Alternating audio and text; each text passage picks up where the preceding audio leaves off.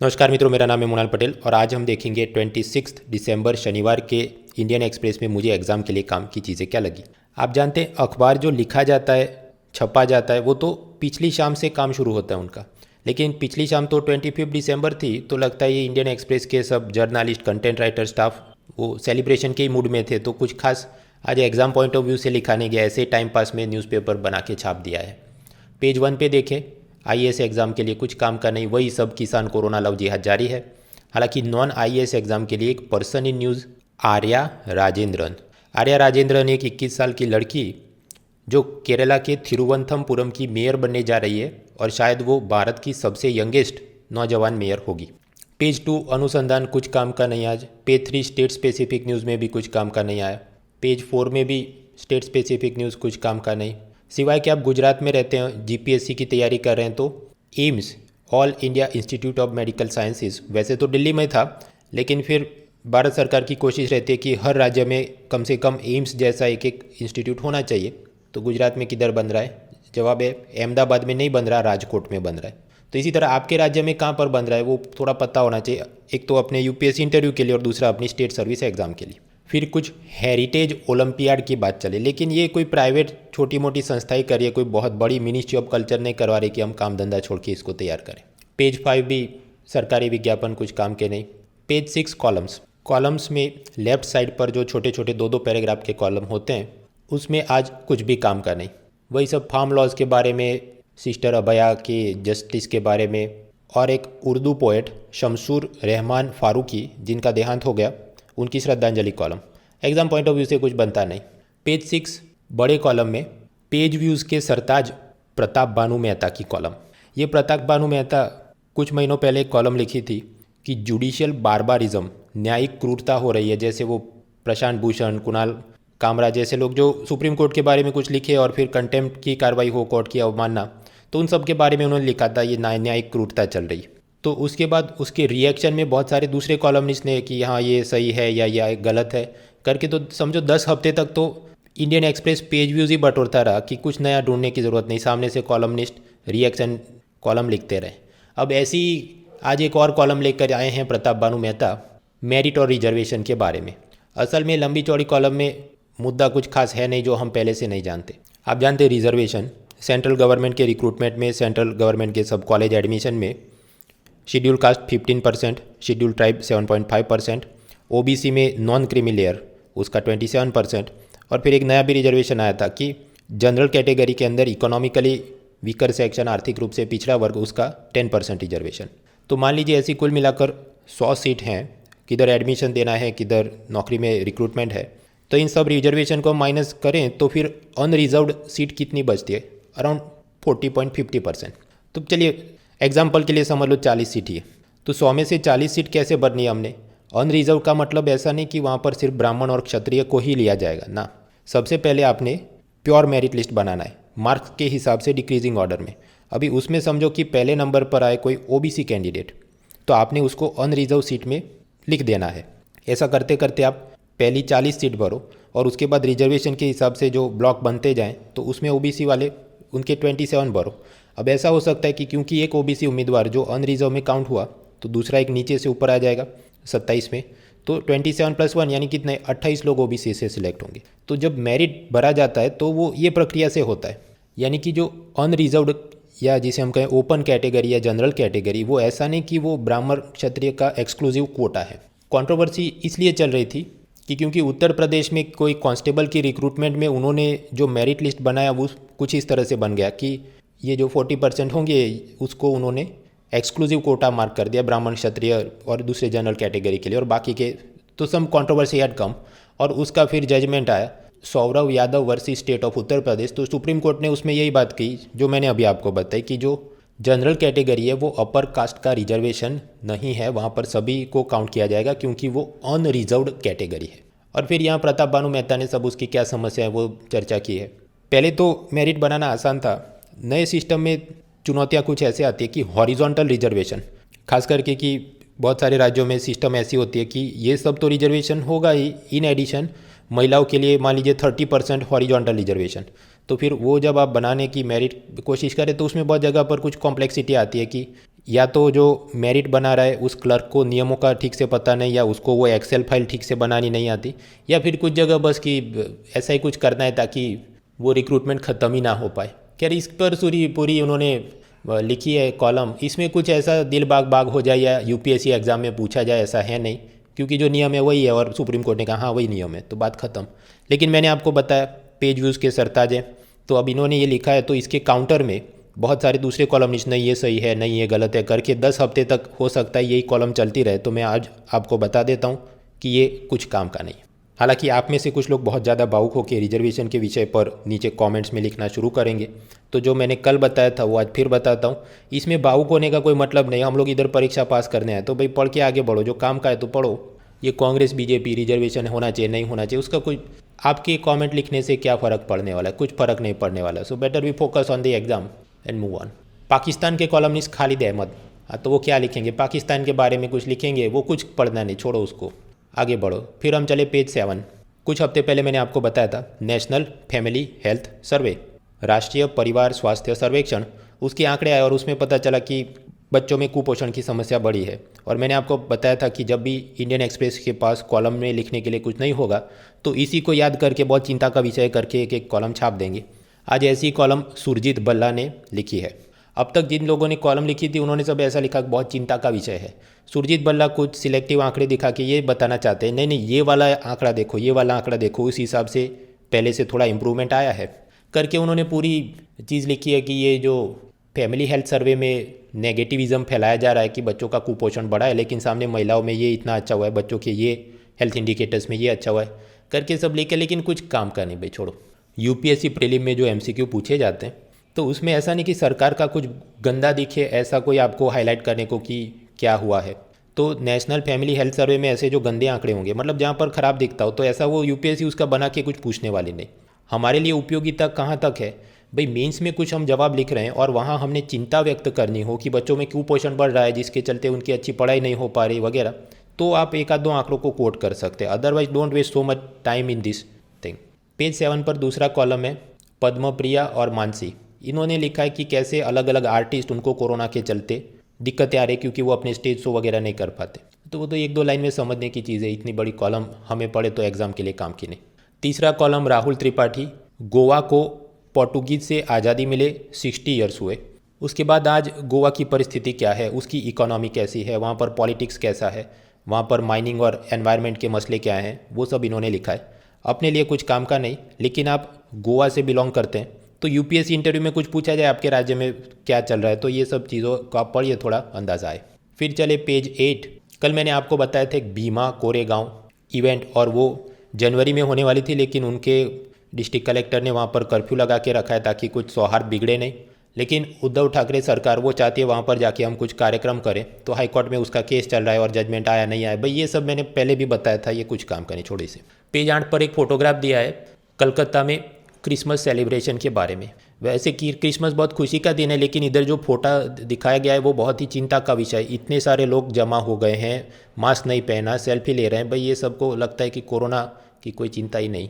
खैर page 8 person in news में शमसूर रहमान फारूकी इलाहाबाद में रहते थे, पद्मश्री भी मिला था, उर्दू के जाने माने ये कवि और लेखक थे। अपनी एग्ज़ाम के लिए काम का नहीं, लेकिन अगर आप स्टेट सर्विस की तैयारी कर रहे हैं उत्तर प्रदेश, तो हाँ ये सब लिख के रखना चाहिए। पेज 9 लेफ्ट साइड पर एक छोटी सी कॉलम रहती है डेली कॉन्फिडेंशियल। वहाँ पर मतलब सत्ता के गलियारों से कुछ चटपटी खबरें, गॉसिप चीज़ की। वैसे तो कभी कुछ काम का नहीं होता, लेकिन आज एक रोचक समाचार। सेंट्रल इंडस्ट्रियल सिक्योरिटी फोर्स यानी CISF, उसमें आपको ऑफिसर बनना है तो बन सकते हैं। हाँ यूपीएससी के अलग से एक CAPF एग्ज़ाम होती है, सेंट्रल आर्म पुलिस फोर्सेस, उसमें अप्लाई करके आप ये BSF, CRPF, CISF उसके असिस्टेंट कमांडर बन सकते हैं। हाँ तो ऐसा कोई ऑफिसर होगा और उनके ऊपर जो इंस्पेक्टर जनरल होता है IG, जो कि असल में यूपीएससी की सिविल सर्विस एग्ज़ाम से सिलेक्ट हुआ IPS ऑफिसर होता है। हाँ तो समझिए बदली होकर कोई नया IG चार्ज लेने के लिए आ रहा था, तो नीचे ऐसा जो ऑफिसर होगा उसने बहुत ज़्यादा खुशी में, या समझिए कि चाटुकारिता करने के लिए, ये इंस्पेक्टर जनरल के फ़ोटोग्राफ वाला बहुत बड़ा बैनर लगवा दिया। जैसे प्राइम मिनिस्टर मोदी आने वाले और उनके फ़ोटो के साथ बड़ा बैनर सिटी के ऊपर लगा दिया जाता है, ऐसा कुछ उन्होंने किया। तो इसका विरोध हो रहा है कि क्यों टैक्स पेयर का पैसा बर्बाद किया जा रहा है। ये तो IG के तबादले तो होते रहते हैं, तो नया IG चार्ज लेना तो ये फ़ोटो लगा कि आप क्या चाटुकारिता कर रहे हैं। और खैर एग्ज़ाम के लिए कुछ काम का नहीं, लेकिन इसमें समझने की चीज़ क्या है, लीडरशिप क्वालिटीज़। जो इंस्पेक्टर जनरल है उसने पहले से ये सब देखते हुए कि नहीं ऐसे स्वागत नहीं होने चाहिए, ऐसे सब पार्टी मुझे नहीं चाहिए, सादगी से सब कार्यक्रम करो। रोल ऑफ डायोस्पोरा, मेंस पेपर 2 में प्रश्न। आगे हमने देखा था कैसे पंजाब के बहुत सारे लोग ऑस्ट्रेलिया, अमेरिका, लंदन, कनाडा अलग अलग जगह पर स्थित हैं। तो ये किसानों की अभी जो प्रोटेस्ट चल रही है तो स्वाभाविक है वहाँ पर वो लोग भी कुछ बोलेंगे और उनके लोकल पॉलिटिकल पार्टी अपनी चुनावी राजनीति के लिए उनके फेवर में बोलना शुरू करेंगे कि भारत में किसानों का मुद्दा बहुत चिंता का विषय है। कनाडा के प्राइम मिनिस्टर जस्टिन ट्रूडो ये पत्ता खेल चुके हैं। और अब अमेरिका के अंदर भी बहुत सारे इंडियन अमेरिकन पॉलिटिशियन जो अपनी राजनीति चमकाना चाहते होंगे लोकल पॉलिटिक्स में, उन्होंने अमेरिका के सेक्रेटरी ऑफ स्टेट यानी उनके विदेश मंत्री टाइप का आदमी माइक पॉम्पियो, जो भारत के फॉरेन मतलब minister of external affairs S Jaishankar के साथ मीटिंग होने वाली है, तो ये सब लॉ मेकर्स अमेरिका के अपने इस माइक पॉम्पियो को बोल रहे हैं कि आप जाके किसानों का मुद्दा उधर उठाओ।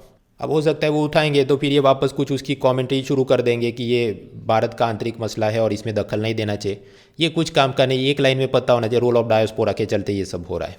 किसानों की प्रोटेस्ट चल रही है, उसमें उनका एक मुद्दा ये है कि ये जो एपीएमसी वगैरह कानून में संशोधन किए गए हैं जिसके अंतर्गत प्राइवेट कंपनियां भी किसानों से सीधा माल सामान खरीद सकती हैं, तो कुछ लोगों की ये चिंता है कि जैसे रिलायंस जियो पहले सब सस्ते में मुफ्त में सबको इंटरनेट प्लान दे दिए और फिर बाकी कंपनियां बर्बाद हो गई, फिर उसने सभी प्रीपेड प्लान बहुत महंगे कर दिए, उसी तरह किसानों का कुछ शोषण किया जाएगा और जियो को बॉयकॉट करो, ऐसी कुछ फार्मर ऑर्गेनाइजेशन ऐसे सब मुहिम चला रहे थे। उसी के चक्कर में कुछ गाँव में गाँव वालों ने, किसानों ने रिलायंस जियो के जो मोबाइल टावर रहते हैं उसकी बिजली की सप्लाई की तार काट दी, टावर्स को डिस्ट्रॉय करने की कोशिश की। तो समझ सकते हैं ये प्रेशर ग्रुप ऐसा आंदोलन करवाते हैं, उसमें असल में नुकसान हो रहा है विद्यार्थियों का जो कि ई लर्निंग कर नहीं पाते, जियो का नेटवर्क चला गया। जो service sector professional work from home कर रहे हैं तो ये गूगल में या जूम में लॉगिन नहीं कर सकते, इंटरनेट बंद है। तो पंजाब के चीफ मिनिस्टर अमरिंदर सिंह ने कहा कि ये सब आप ऐसा ना करें। उसी तरह हाईवे पर व्हीकल जाते हैं तो सरकार टोल वसूल करती है जिससे कि विकास के काम होते हैं। तो कुछ जगह किसानों ने उसको भी टोल कलेक्शन पर भी घेराव कर दिया, उसको करने नहीं दे रहे। कुछ जगह रेलवे को आगे नहीं बढ़ने दिया जा रहा। तो मेंस पेपर 2 में एक मुद्दा है प्रेशर ग्रुप सिविल सोसाइटी। तो आप उसमें कहीं पर लिखना हो तो ये चीज़ें लिख सकते हैं कि ये चिंता का विषय है कि लोकतंत्र में सभी ने शांतिपूर्वक अपनी बातों को रखना चाहिए, लेकिन कई बार हम पाते हैं कि इस तरह से टावर उखाड़ देना, रेलवे को रोक देना, टोल न वसूलने देना, ये सब से जन सामान्य को नुकसान होता है, उससे इकोनॉमी को नुकसान होता है। ये सब मतलब चिंता का विषय करके आपने कुछ बोल बच्चन करना हो तो कर सकते। तो ये था पेज 9। फिर हम चले पेज 10। पेज 10 पर एक कोई भूतपूर्व इंडियन एम्बेसडर को, ये जो बिडेन अमेरिका के नए प्रेसिडेंट बन रहे उससे भारत को क्या असर, उसकी लंबी चौड़ी कॉलम लिखी है लेकिन इतना कुछ काम का नहीं। दूसरी है एक्सप्लेन्ड सीरीज। अमेरिका ने एक नया कानून पास किया जिसका नाम है Tibet policy and support act. इसका उद्देश्य क्या है, चीन और उसमें एक हिस्सा है तिबेट, तो चीन चाहता है उसके ऊपर हमारा कब्जा और ये हमारे ही एक प्रांत है। तिबेट के कुछ लोग चाहते हैं नहीं हमारा अलग देश है। और तिबेट के धर्मगुरु दलाई लामा, इन सब के बीच अमेरिका का ये Tibet policy and support act, वहाँ पर 3-4 कुछ मुद्दे लिखे गए हैं कि अगर चीन अपना कोई फर्जी दलाई लामा तिबेट में इंस्टॉल करने की कोशिश करेगा, जो तिबेट के बुद्धिज़्म और उनके जो भी सिद्धांत होंगे कि उस हिसाब से दलाई लामा बनना है तो इतने साल की पढ़ाई की होनी चाहिए, ये चीज़ें होनी चाहिए, वो सब का वायलेट करते हुए अपना कोई आदमी वहाँ पर पपेट बिठा दे तो अमेरिका उसको अपोज करेगा, पहली बात। दूसरा, अगर तिबेट के जो भी नागरिक हैं उनके मानव अधिकारों का, ह्यूमन राइट्स का वायोलेशन चाइना करेगा तो चाइना के ऐसे ऑफिसर्स और पॉलिटिकल लीडर्स पर अमेरिका सैंक्शन लगाएगा। सैंक्शन मतलब प्रतिबंध, तो उसमें उसके ट्रैवल को बैन कर सकते हैं, उसकी अगर अमेरिका में कोई प्रॉपर्टी हो या कुछ इसने इन्वेस्टमेंट किया वो सारा पैसा लॉक कर सकते हैं, ऐसे प्रावधान। तीसरा, अमेरिका वैसे तो तिबेट में उन्होंने कोई ऑफिस खोली होगी लेकिन अब लिखा है कानून में कि उसको कॉन्सुलेट बना देंगे। कॉन्सुलेट और एम्बेसी में क्या अंतर होता है, अपने लिए काम का नहीं, लेकिन अगर आप इंडियन फॉरेन सर्विस की तैयारी कर रहे हैं तो इंटरव्यू में ये सब पढ़ के जाना चाहिए कि what is the difference between embassy and consulate. खैर, तो ऐसी एक ऑफिस तिबेट के अंदर इंस्टॉल की जाएगी। तो ये सबसे वो क्या दिखाने की कोशिश करे जैसे कि तिबेट एक अलग देश है, तो स्वाभाविक है चीन को मज़ा नहीं आएगा। तो उन्होंने कहा ये जो अमेरिका ने कानून बनाया ये कम्प्लीटली इंटरनेशनल लॉज का वायोलेशन है। उसके सामने भारत, तो भारत को वैसे अंदर से तो लड्डू फूट रहे हैं कि यहाँ बराबर है, दुश्मन का दुश्मन अपना दोस्त होता है। लेकिन ऑफिशियल हमारी नीति क्या है? ऑफिशियल नीति ये है, Tibet is an integral part of China.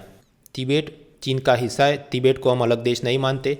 Of course उनके दलाई लामा और उनकी गवर्नमेंट इन एग्जाइल वो अपनी धर्मशाला नाम के एक टाउन में स्थित है, लेकिन आधिकारिक रूप से हमारा रवैया ये है कि हम तिबेट को चीन का हिस्सा, अभिन्न हिस्सा मानते हैं। ऐसा हम क्यों करते होंगे? ताकि हम अपेक्षा रखते हैं कि जब जम्मू कश्मीर की बात हो तो चीन भी यही बोले कि जम्मू कश्मीर भारत का अभिन्न हिस्सा है और उसमें पाकिस्तान का कोई हिस्सा बनता नहीं। अगर मेंस में कुछ पूछा जाए इंडिया चाइना रिलेशन के बारे में 250 वर्ड्स में लिखना है, तो आपने अंदर समझिए 5 से 7 कुछ बड़े मुद्दों की चर्चा करनी होगी। इकोनॉमी, सिक्योरिटी, बॉर्डर इशू, करते करते तिबेट एक मुद्दा बनता है। तो ये पूरी जो चीज़ है उसका भी जिस्ट निकल के आए, समझो 3 सेंटेंस में लिखना है, तो इसका पूरा मतलब बहुत ज़्यादा पीएचडी करने की ज़रूरत नहीं। पेज 11 इंटरनेशनल समाचार में आज कुछ भी काम का नहीं। वही सब, इंग्लैंड में कोरोना का नया वायरस म्यूटेशन, अमेरिका के टेनेसी राज्य में कुछ बड़ा बम धमाका हुआ, नेपाल में प्रचंड धमाल जारी है, लेकिन कुछ खास इसमें एग्जाम का काम का बनता नहीं। पेज 12 पे चले इकोनॉमी। इकोनॉमी में आज कुछ भी काम का नहीं है। वही सब, स्पेक्ट्रम ऑक्शन की, वैक्सीन कंपनियों की बॉल बाय बॉल कमेंट्री जारी है। Anti dumping duty. डंपिंग मतलब, मान लीजिए चीन कंप्यूटर का माउस चीन के अंदर 100 रुपये में उसकी इक्विवेलेंट युआन करेंसी में बेचता हो, और भारत में जब वही माउस बेचने को आए तो वो 100 रुपये नहीं 60 रुपये में ही बेचे, जानबूझ के सस्ते में बेचे, ताकि अपने लोकल प्रोड्यूसर का माल कोई खरीदे नहीं और उनका ही माल हम खरीदे, और ऐसे करके वो हमारी इकोनॉमी को नुकसान करे। ऐसे ही एक केमिकल होता है कार्बन ब्लैक। कार्बन ब्लैक मतलब वो कोयले का आंशिक दहन, पार्शियल कंबशन करे तो ऐसा कोई समझ सकते हैं हम, चिपचिपा काला काला पदार्थ बन जाएगा। उसका उपयोग क्या है? कंप्यूटर प्रिंटर की इंक बना सकते हैं उससे, ये रबर टायर वगैरह में कलरिंग एजेंट के रूप में यूज़ होता होगा। तो रशिया से, चाइना से ऐसा कार्बन ब्लैक भारत में आयात होता है, लेकिन पता चला वो उनके लोकल मार्केट में बेचते हैं, उससे भी सस्ते में भारत में बेच रहे हैं। तो इससे हमारे स्थानिक उत्पादकों को नुकसान करके कॉमर्स मिनिस्ट्री ने कहा है कि इनके ऊपर हम एंटी डंपिंग ड्यूटी लगाएंगे। मतलब इंपोर्ट होने वाली सभी चीज़ों पर वैसे तो कस्टम्स ड्यूटी, सीमा शुल्क लगता है, उसके ऊपर कुछ सोशल वेलफेयर सरचार्ज भी लगता है। अगर मेडिकल का सामान इंपोर्ट हो रहा है तो अलग से कुछ थोड़ा बहुत हेल्थ सेस भी लगता है, और ये इंपोर्ट हो रहा है उस पर कुछ आईजीएसटी भी लगता है। इसके अलावा भी ये एंटी डंपिंग ड्यूटी भी लगेगी, ऐसी एक नई बात। तो क्या ये अलग से काम धंधा छोड़ के तैयार करना है? भाई ये सब थियरी एक बार में पता होनी चाहिए।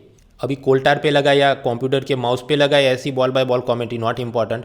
हो सकता है कल सुबह इनके पास मुद्दा नहीं हो तो इसकी भी पूरी एक एक्सप्लेन सीरीज बना देंगे 3000 शब्दों की, तो हमने पढ़ना नहीं है। ब्रेग्जिट होने पर ब्रिटेन और यूरोपियन यूनियन वापस एक ट्रेड डील करने वाले हैं। भारत ने भी अलग से इन दोनों समूहों के साथ फ्री ट्रेड अग्रीमेंट करने चाहिए। वही सब बॉल बाय बॉल कमेंट्री काम की नहीं।